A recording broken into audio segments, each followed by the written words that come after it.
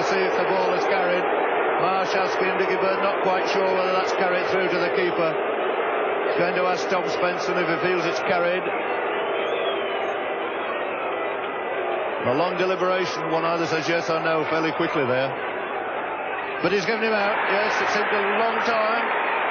So the end of Clive Lloyd, catch taken by Marsh behind, a wicket for Gilmore, and the end of a really brilliant innings.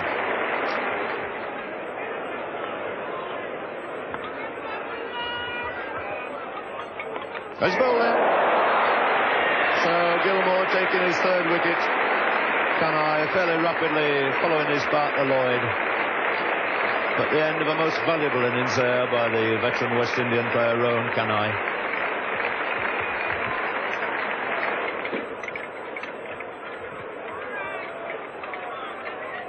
Oh, he's bowling. What a great over this is. Well, Gilmore turning it on again. It's Richard's turn to go this time. So this young man who's been held back, he only bowled the first spell of 6 overs and took a wicket in that, has now come back and in 3 overs he's collected another 3 wickets. His figures at the moment standing on 4 for 34 and brought this game very much again Australia's way. 209 for 6. Change in the bowling.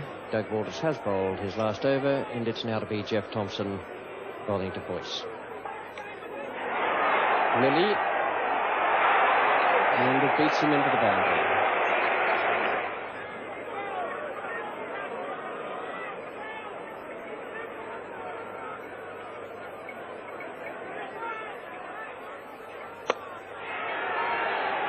It's wide of Jones, a good shot too. Picked that up beautifully off his toes. And what Boyce is facing is Jeff Thompson.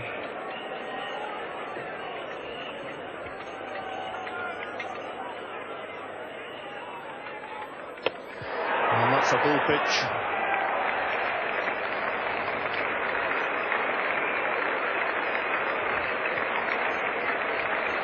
So Keith Boyce fall into that full pitch. Quite happy about it. 34 very valuable runs in brisk time from the Barbadian. Only 43 minutes, the 7th wicket to go down. Score on 261.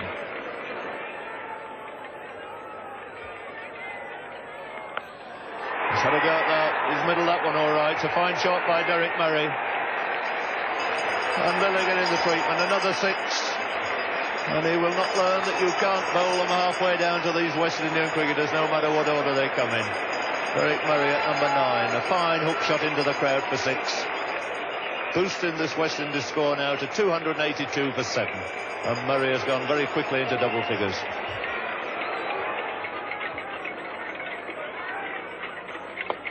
That's an easy caught and bowled.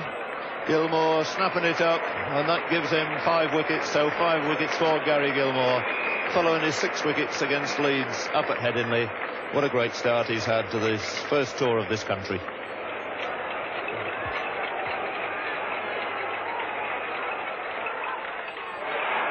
And nearly swung himself off his feet there. Gilmore not too worried about it, but he could be because they'll run a second one. So 2 more, that's it. It's the end of the West Indian innings. Their score standing on 291 for 8. Superb century we've seen from Clive Lloyd.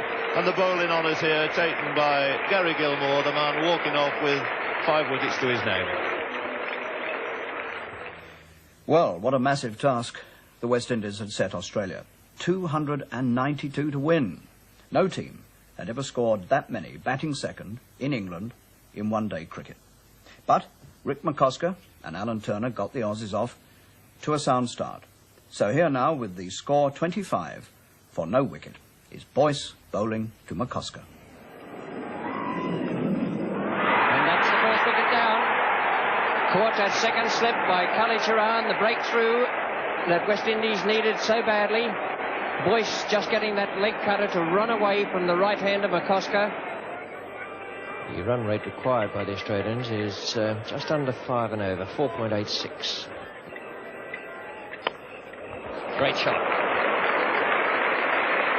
Lovely shot from Ian Chappell. He's been aiming to club the ball away through extra cover 3 or 4 times, but he hasn't had his timing right until that one. Boyce is still in charge of the bowling at the pavilion end. Starting now his 7th over. He's the solitary wicket taker so far. And a brilliant diving effort there by Boyce. Been so many difficult chances gone to ground here today.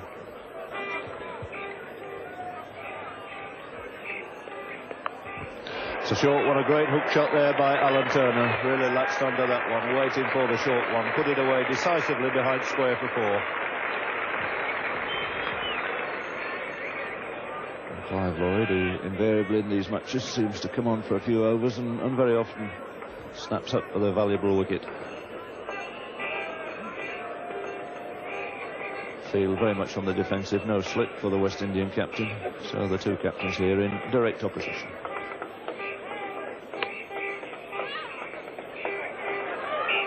And very close, yes, he's run him out. So Clyde Lloyd come on, throw there from Viv Richards, a delighted Viv Richards, and Alan Turner slow to set off, was ambling through thinking he was safely home.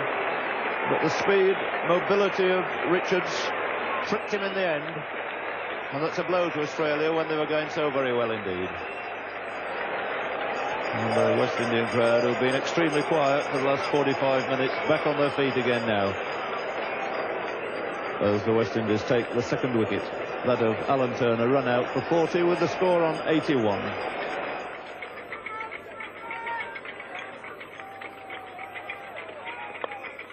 It's away all right this time. Beautiful shot. Elegantly clipped off his legs there by Greg Chappell.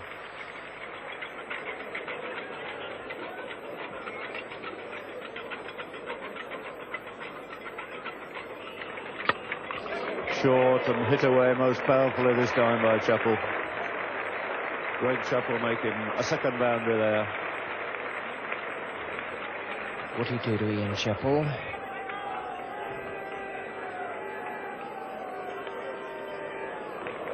It's 4 runs. Very fine glance there by Ian Chappell.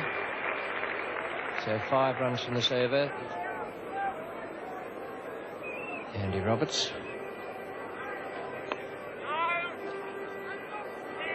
Oh, and this must be a run out here. He must be out. Richards again. Tragedy for Australia. Absolute tragedy with a misfield there. The old rule of never run on a misfield still holds good.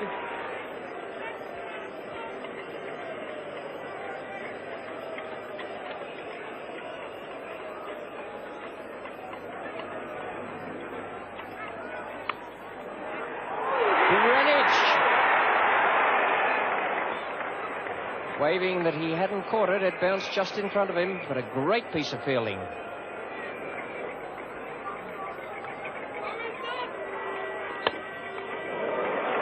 That's a good shot from Ian Chappell.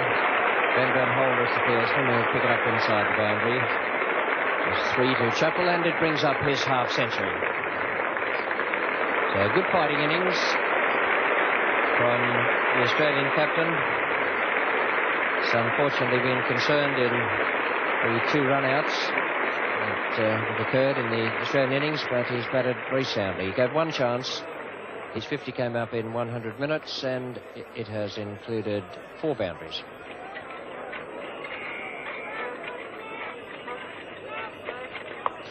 And a terrific shot. That really was a wonderful blow. Onto that so quickly. Enormous power, he put that away.